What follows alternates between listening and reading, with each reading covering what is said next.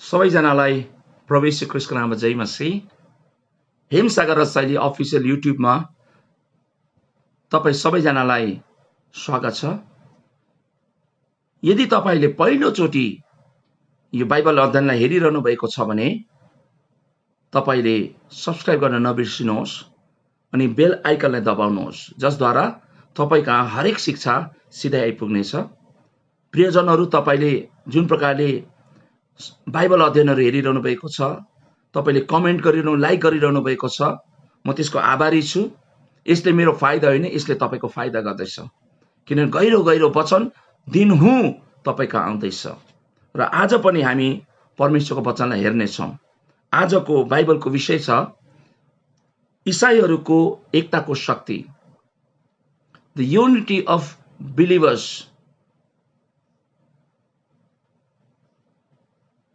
इसाईहरूको एकताको शक्तिलाई हामी हेर्नेछौँ। मत्ती 18:19 मा प्रभु यीशुले के भन्नुभयो त्यो वचन हामी हेर्नेछौँ। फेरि म तिमीहरूलाई भन्दछु, तिमीहरू मध्ये दुईजना, याद गर्नुहोस्, फेरि म तिमीहरूलाई भन्दछु, तिमीहरू मध्ये दुईजना आफूले माग्न लागेको कुनै कुराको विषयमा पृथ्वीमा एक मनको भए भने स्वर्गमा हुनुहुने मेरा पिताद्वारा त्यो तिनीहरूका निम्ति गरिनेछ। This is the promise of the lord.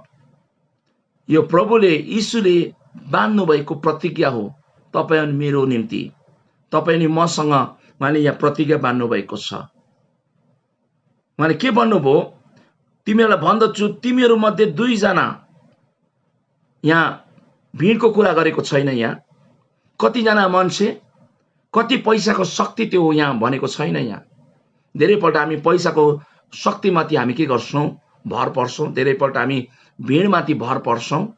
तर यहाँ बाइबलले त्यसो भन्दैन। बाइबलले के भन्दैछ? यहाँ एक मनको, आफूले माग्न लागेको कुनै पनि कुराको विषयमा पृथ्वीमा एक मनको, on the earth one mind. यहाँ दुई शरीर, धेरै शरीर भनेको छैन। यहाँ भिड भनेको छैन। एक मनको हुन आवश्यक छ। दुईजना होस् अथवा धेरै होस्। आज परिवारमा कमसेकम दुईजना त हुन्छ। श्रीमान अनि श्रीमती, नानीहरू छ भने भइहाल्छ। अब हामी जब घर सेवा गर्छौँ, जब हामी मण्डलीमा हामी सेवा गर्छौँ, हामी धेरै हुन्छौँ। तर त्यहाँ के हुन आवश्यक छ? जुन कुरो चाहिँ आज मण्डलीमा मिस भइरहेको छ, जुन कुरोमा आज कमी देखिँदै, त्यो चाहिँ हो एक मन। अनि एक मनमा चाहिँ त्यो ताकत छ प्रियहरू। एक मनमा शक्ति छ। त्यो एक मन चाहिँ के हो? युनिटी हो। यसलाई भन्छ एकता। एकता नै बल हो भन्ने सुन्नुभएको छ होला। Unity is power, unity is virtue, unity is strength. एकता चाहिँ शक्ति हो। र आज यो मैले होइन, यहाँ प्रभुको वचनले भन्दैछ प्रियहरू, दुईजना पनि यदि भेला हुन्छ भने उनीहरूको एक मन हुन आवश्यक छ। मण्डलीमा एक मन हुन आवश्यक छ। किनभने जब एक मन हुन्छ त्यसमा चाहिँ शक्ति छ। अब यसको यहाँ फलस्वरूप के हुँदैछ? एक मनको भयो भने स्वर्गमा हुने मेरा पिताद्वारा त्यो तिनीहरूको निम्ति गरिनेछ। कुनै पनि माग, कुनै पनि कुरो तपाईँले प्रार्थनामा माग्नुहुन्छ, तर एक मनको भएर भनेपछि तपाईँको मन चाहिँ एक हुनु पर्यो। जब एक मनको भएर जब प्रार्थना गर्नुहुन्छ अथवा कुनै पनि काम गर्नुहुन्छ मण्डलीमा, यो प्रार्थनाको मात्रै कुरा होइन। यहाँ प्रार्थना कुरा गरेको छैन। यहाँ चाहिँ एक मनको कुरा गर्दैछ। यहाँ इम्प्रेसाइज कुन कुरोलाई चाहिँ बढौती दिएको छ भन्दाखेरि चाहिँ जुन कुरोलाई चाहिँ यहाँ बेसी यहाँ ल्याइरहेको छ भने एक मन भन्ने कुरो। र एक मन भन्ने कुरोलाई चाहिँ यहाँ प्रभुले अगाडि ल्याउनु हुँदैछ। र आज मण्डलीमा एक मन हुन धेरै आवश्यक छ प्रियहरू। तपाईँको परिवारमा एक मन हुनुहोस्। श्रीमान श्रीमती एक मनको हुनुहोस्। मण्डली एक मनको हुनुहोस्। एक मनको हुन आवश्यक छ। होइन भने व्यर्थ छ। प्रार्थना सुनिँदैन भनेको छ यहाँ। एक मनको भयो भने, भएन भने प्रार्थना सुनिँदैन। एकै मनको भएर प्रार्थना गर्यो, दुईजनाले पनि प्रार्थना गर्यो भने जे पनि माग्छौ मेरो पिताद्वारा तिमीलाई हुनेछ। त्यसको मतलब एक मन हुनु एकताको चाहिँ शक्ति रहेछ। बाइबलबाट म तपाईँलाई उदाहरण दिन चाहन्छु। त्यो हामीले पढेकै, त्यो हामीले सुनेकै कुरा हो। प्रेरित 12 अध्याय 5 देखि तपाईले 17 सम्म घरमा राम्ररी पढ्नुहोस् होला। यो बाइबल अध्ययन सकेपछि बाइबल खोलेर फेरि एकपल्ट प्रेरित 12 अध्याय 5 देखि 17 सम्म पढ्नुहोस्। तर म यहाँ सबै वचन पढ्दिनँ किनभने समयको कमी छ। तर म यहाँ केही वचनहरू अवश्य तपाईँ कहाँ ल्याउन चाहन्छु। 5 पदले के भन्छ? यसकारण पत्रुस जेलखानामा राखिए, तर उनका निम्ति मण्डलीद्वारा परमेश्वरलाई अटुट प्रार्थना चढाइयो। जब पत्रस जेलखानामा परे, जब जेलखानामा थुनमा परे, के भएछ?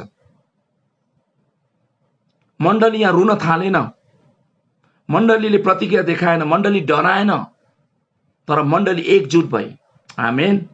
मण्डली एक ठाउँ भेला भए अनि उनीहरूले निर्णय गरे, अब एक काम गरौँ, हामी एक मनको भएर प्रार्थना गरौँ। अनि अटुट प्रार्थना गरे।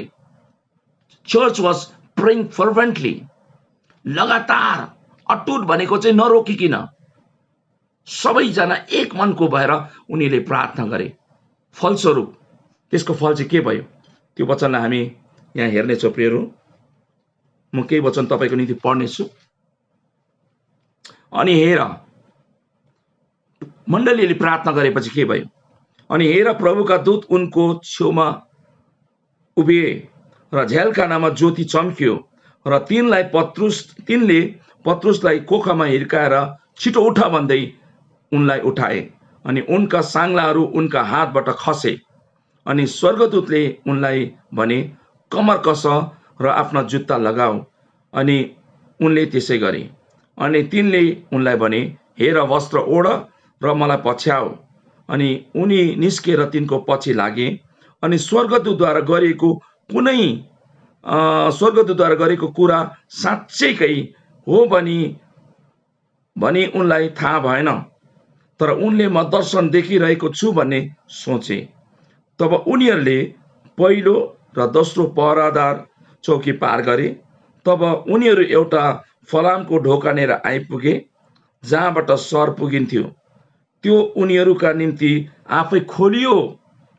अनि उनीहरू बाहिर निस्के र एउटै सडकबाट भएर गए।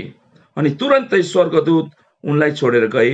अनि होसमा आएपछि पत्रुसले भने, अब मलाई पक्का थाहा भयो, प्रभुले आफ्ना दूत पठाउनु भएको रहेछ र मलाई हेरोदको हातबाट र यहुदी मानिसहरूको सबै आशाबाट उम्काउनु भएको रहेछ।